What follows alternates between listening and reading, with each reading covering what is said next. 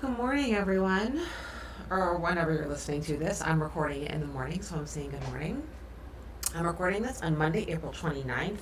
Happens to be a super hot day in New Jersey. I have on shorts and a tank top and wore sandals. It's crazy. A little soon for me, but a couple days ago it was like 50, so I'll take it. Um, so you might hear the air conditioner in the background. Sorry, not shutting it off. I also, personal update, just came from the orthodontist and now have rubber bands along with my Invisalign. Um, and the orthodontist promised me that I hear the lisp way more than other people hear it. So I'm going to try and keep it in maybe now when I do the podcasts. And I just can't be bothered to take these rubber bands out. I just got them put in. So anyway, if you hear a little bit of a lisp, this is why. I'm self-conscious about it, but I guess there's probably a lot to learn here and more practice around body image stuff because really, it kind of all is the same thing, right? All connected. Quick announcement. So this is going to come out on Monday, May, whatever the Monday is. I don't know. And which means we're going to be a week away from registration opening for Soft Body Summer. So I'm just going to quickly talk about that because there's a little bit more, I've got more details out. This is going to be 3 weeks of support, and you're going to learn a specific skill each week starting Monday, May 20th. So it's going to start right before Memorial Day, go through Memorial Day into the first 2 weeks of June. You're going to learn a specific skill each week, and you're going to have the chance to customize it and personalize it for you. So it's not going to be me talking about generic skills the way that I do on social media, right? Because that is just naturally going to be more generic. You are going to have the space and the support and the time and the resources to customize those for you. So they are practical, they are usable, they are helpful, and they actually create the change that you want them to. And it's going to be delivered on email. So if you did Project Plate Plan, same kind of thing, super easy. You're not going to have to log into anything and deal with all of that. I want this to be turnkey and simple and accessible. And then there's going to be a group chat in Instagram, a private group chat for the people who have joined. And the reason I chose Instagram is because social media is the source of a lot of our stress and anxiety around body image stuff in general, and so I kind of wanted the support to be in that place. So where you are maybe almost most susceptible to your brain kind of going crazy, I wanted the support to be there. And it's going to be very much a group support, right? A way to check in, have accountability, ask questions, share photos. I will obviously be in there sharing, but it's going to be just as much about you guys sharing as it is about me sharing. And super affordable. It's going to be $39. And obviously you'll have these resources to keep with you. There's going to be specific worksheets and things to fill out. So it's going to be very action oriented, and you will walk away. My vision is kind of with a workbook. I'm not exactly sure what that is going to look like yet, but it's going to be something tangible that you will have to refer back to. So you have a kind of an ongoing support system for these skills. And so that you go into this summer feeling your most confident and your most at ease, right? Does that mean these thoughts have disappeared? No, that's never realistic. That's never the goal. The goal is for you to have support and useful skills to help you navigate those thoughts and feelings so that your only resort isn't to end up crying in your closet, going on a shitty diet, feeling miserable in a bathing suit, hiding under a cover-up, not wanting to wear shorts, and avoiding things, right? We don't want you avoiding, we want you living. So that's what I wanted to share about that. And so kind of in a fitting vein, I had this on my list of podcast ideas and was kind of deciding between two ideas for today. I'll end up doing them all. I was like, no, I'm going to talk about this today. And this is not a new topic. What I'm going to talk about is the way we comment about other people's bodies. This conversation came up recently with a client, and she and I have been talking a lot about it. And so I said to her, I'm going to do a podcast about this. I'm kind of surprised that I haven't yet, but here we go. Because I think so many people are out there talking about it.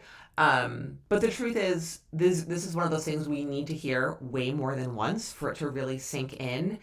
And I think I have a little bit of a different approach and a mindset to it than maybe you might hear. So we are very accustomed to making comments when we have seen that someone has lost weight, right? Immediately, what comes out of our mouth is, oh my God, you lost weight, you look so great. And we have always assumed that that was a compliment, that was a positive thing, because the person will be like, will respond and say, oh, thank you. They'll say something like, oh, thank you, I've been trying really hard. Or, oh, thanks, I still have a long way to go. Or, oh my God, I can't believe you noticed. I feel like I still look so gross, right? It could be any range of those responses. But here's the thing, when we, and it comes from a well-meaning place, right? We've all done this. I've done this. You've done this. We still continue to do it without even thinking about it. It just, we're so conditioned to speak this way and communicate this way and think about bodies in this way is really the underlying thing. And it comes from a well-meaning place, right? It never comes from a negative place. But there's a total dichotomy here, right? You see someone who visually you think has lost weight and you comment and you say, oh my God, you look great. If you see someone who you think has gained weight, you don't ever comment to them and say, oh my God, you gained weight, you look great, right? You literally would laugh out loud hearing me say that, because you'd be like, yeah, I would never do that. And why? And the simple answer is, we have been told that under any and all circumstances, weight loss is good and weight gain is bad. But the reality is there is nothing true about that whatsoever. And I've talked about that many times before, and the commenting on people's bodies is just one way in which it kind of manifests itself. Because unless you know someone's specific history, and not what you think you know, like what you really know, and trust me, you don't know as much as you think you do, you don't know what is going on for that person. You don't know why they've lost weight or how they've done it. You don't know why they've gained weight or how that has happened. And even what they're willing to share with you is probably not always the full truth, because we carry a lot of shame around food and eating and what our bodies look like. And it is very hard to talk openly about it because of the pressure that we live under. And so in the split second, when you're making that comment to someone openly, you lost weight, you look great, or thinking in your head, oh my God, she's gained weight, she doesn't look good, right? You don't say that one out loud, you keep that one to yourself. Or you say something to another friend about it. We're not thinking about all of that underlying context. But now, hopefully, you can start to do that and start to catch yourself and notice, just like with any of the work we do that's about us, this is catching how you're communicating with other people and noticing what you're doing and starting to question, where does this come from? Why do I do it? Because here's the thing. If you see someone and you think that they have lost weight, you don't know how or why they have lost weight. Have they been on some shitty diet that's made them miserable? And so when you tell them they look great, it reinforces the misery that they've been in. Maybe they've been sick. Maybe they have some crazy stress going on in their life that you know nothing about. And the byproduct for them is weight loss. And then you're like, oh my God, you look great. And they're going through some terrible life event that you know nothing about, right? There's so much context that is, oh, I just bit my tongue, so important that then gets reinforced in a way that can be really, really detrimental. So you're trying to be kind and supportive and well-meaning when you tell someone this, but you could inadvertently be actually harming them. And that's why this is such an important conversation. There are so many other ways to compliment someone other than their size and shape. That top looks great on you. I love the way your hair looks. Oh my gosh, I love that eyeshadow, or your makeup looks so pretty. I love those earrings. Oh my gosh, you look like you're in such a good mood today. You look really happy today. What's going on? Like, there are so many things that you could say that have nothing to do with the size of their body or the shape of their body.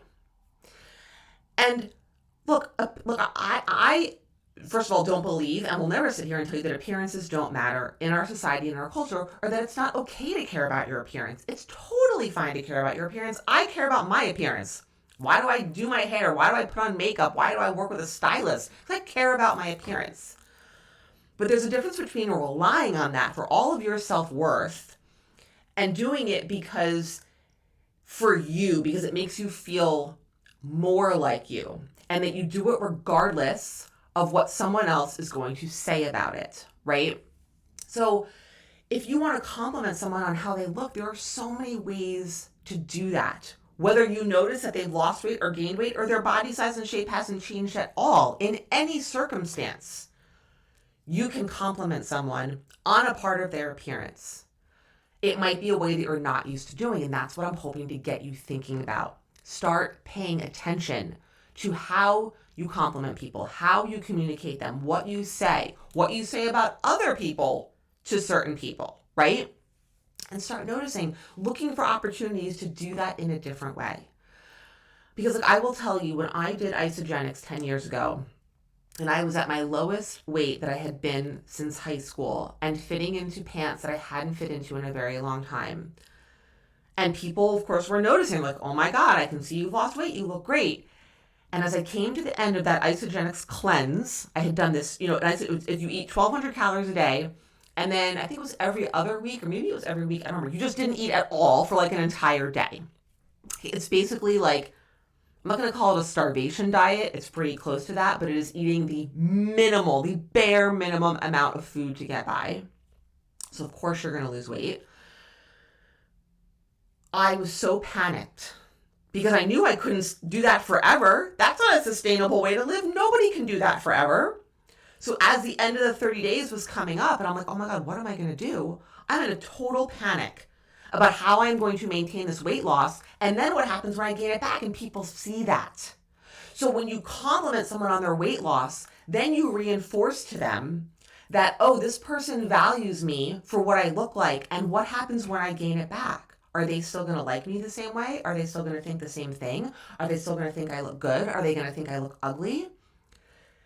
I know you aren't intentionally saying that. And I know you don't actually think those things.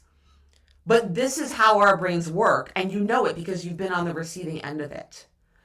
And so we don't want to be harming each other, and we inadvertently do because we're humans, but it's like when you know better, do better. And this is totally one of those situations where maybe you've never thought about this before, and that's okay. But now I hope I'm giving you some things to think about so you can really understand like the significance of this, and that it's not as like simple as like, oh yeah, she looked great. I told her she lost weight. She looked great. Like, and that's it. There are so many implications to that seemingly harmless and well-intentioned statement that you are not thinking about that you need to be thinking about. Because change starts with us. And if we want to be creating a culture where there is less emphasis on size and shape, for happiness, for self-worth, for representation, we need to be leading the way, so to speak. And the flip side of this, which I talked about in a separate podcast where I talked about gaining weight, whereas if someone has been overly restricting food, or has been going through a very stressful time, or has lost weight for a reason that you know nothing about, that has either been in a very self-harming way, or because of a health issue or stress or something else, and then they gain weight, that's a good thing, right? If they have been restricting and have healed their relationship with food and they've gained weight, that's a good thing, right? If they've just gone through like some type of medical treatment that maybe you know nothing about and they've gained weight, that's a good thing. So there is so much that we don't know, and we are making way too many assumptions when we make these comments. Now, what I will say is that, like, I'm a coach, right? So if I was working with a client who's working on fat loss, and I can see, like, let's say when we meet a difference, or they talk about something that's physically different, that's a relationship in which there is knowledge, there is trust, there is connection, there is vulnerability, and hopefully there's, that's really, what should be happening is that there's like that trust and that openness. You know what's going on. And therefore, it's okay to say something, right? Because you know that person has been working on this in a healthy, safe, self-kind way, right? They haven't been on some crash diet, right? They're working with support. They're working with a coach. And it's been happening over a long period of time. If you have a relationship with someone and only you know this, right? And you have to know how much you think you know. a very, very close friend or a family member who is very honest with you, who shares with you, and you know if they've been working on something and working on it in a, again, like in a supportive, like healthy way, and by healthy, I mean physically and mentally, and you notice a physical difference in their body and want to say something, that can be okay, right? There are definitely situations based on the nature of the relationship and the trust that you have with someone where it can be okay. And, let's say someone has been living in a bigger body and has had a really disordered relationship with food. And the reason they've been in a bigger body is because they've been using food in a way that's been really detrimental to them, right? Over a long period of time. And then they start doing work, therapy, coaching, whatever it is, a company, whatever it is, and they start doing work and they're now learning how to eat in a way that feels so much better for them physically and mentally. Okay. And the byproduct of that is fat loss. This is what I always talk about, and I'll probably do an episode that the skills that help you feel at ease around food are the same skills that help you lose fat for the reason that I just said. So the byproduct is around fat loss. And you know that this person is doing that. Then it's like, okay, it's like, wow, I know you've been working really hard to make these changes. Like, how are you feeling around food? Are things different? Like, I'm noticing that you're looking different. Like, approach it in that way, right? So there are certainly situations in which it can fit, but when you run into someone you haven't seen in a while, or like a casual friend or a family member that you're not close with, or you see someone like on social media, forget it. When you see a picture of someone on social media and make a comment about that, no. Like, no. You don't know anything. And I'm not saying, I don't mean to sound like mean. I'm just saying, like, you really have to have trust and connection with this person if you're going and know what's going on if you're going to say something. And so it's as always, it's not a black or white. It's not an all or nothing. There are definitely situations and circumstances in which commenting can be okay. But what you can always default to is something that doesn't have to do with size and shape. Something about their appearance, which could be more like tangible in terms of clothing or hair or makeup, jewelry, or it could also be about like what's kind of like coming out of them. Like, what are they exuding? If someone looks like they're really happy or like in a great mood, or like, sometimes when you wear an outfit, it just like lights you up and you carry yourself differently, things like that, which I think are really, really special and really speak to the power of how some of these tools we have around our appearance can actually help us feel really good and really change the way that we move through the world. And also just keeping in mind, again, like, just to kind of like wrap this up a bit, I share a lot of photos of myself on social media when I get dressed. And people always are like, oh my God, you look great. I love that outfit. And that's fine. But the reason I do it is not to get those compliments. The reason I do it is because I'm a coach. I do this for a living, and I'm trying to demonstrate to you and model and share with you the skills that I practice to feel good. And one of them is getting dressed and putting an effort into how I look. But the thing is that I do that even on the days when I am at home and don't see anybody. So there is no one paying me a compliment. There's no one seeing me. The whole idea of like women dress for other women or whatever, like, I don't even do that. Sure, are there some times where that might happen? Of course, like, yes. But I work from home in my attic. I see clients 3 days a week, right, on Zoom. So only like what you see if you're watching me on YouTube, like boobs, not even boobs, like chest up. And so I show up and do those things for myself, for me and only me. And so just, again, keeping that in mind when you comment on someone's appearance, how can you take that into consideration, right? Maybe even saying something like, wow, that outfit you look like so comfortable in that. Like, that just like works so well for you. Or like, you seem like really like yourself today. Things like that. I'm kind of like ad-libbing a little bit. Because this is something that I continue to work on, again, right alongside you. But really my point in talking about this was to bring awareness, as always, to get you thinking about what you're doing. When you know better, you do better. I am doing this work with you. And this is collectively something that we all have an opportunity to shift And if we all started to make these small shifts, what could be the ripple effect of that? So thank you for listening. I'll be back next week, of course, and see you soon.